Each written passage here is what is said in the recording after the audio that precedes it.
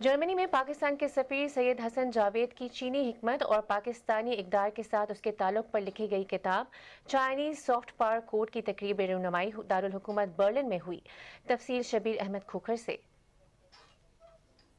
Berlin کے چینی ثقافتی مرکز کی جانب سے منعقد کردہ اس تقریب میں جرمنی میں چین کے سفیر شی منگٹ بھی شریک ہوئے۔ چین کے سفیر نے کہا، سید حسن جاوید کی کتاب چینی ثقافت اور معاشرے میں موجود ان قدیم روایات کی عکاسی کرتی ہے جن کی بنیاد حکمت اور دانائی پر قائم ہے۔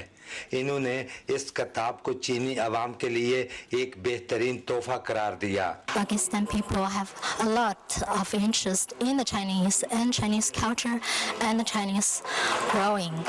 مصنف سید حسن جاوید کا کہنا تھا کہ وہ ایک طویل عرصہ تک چین میں پاکستان کے سفیر کے طور پر کام کرتے رہے ہیں اور چین کو اپنا دوسرا گھر سمجھتے ہیں۔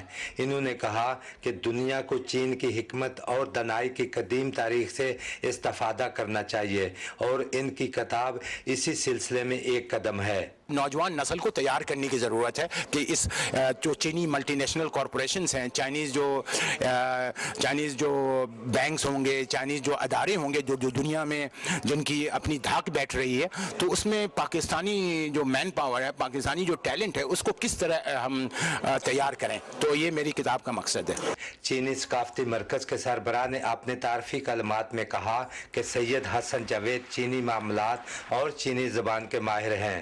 چین کے ثقافتی ورثے کو سمجھنے کے لیے ان کی کتاب نہایت فائدہ مند ہے۔ تقریب میں جرمن اور چینی ماہرین، طلباء اور پاکستانی کمیونٹی کی بڑی تعداد نے شرکت کی۔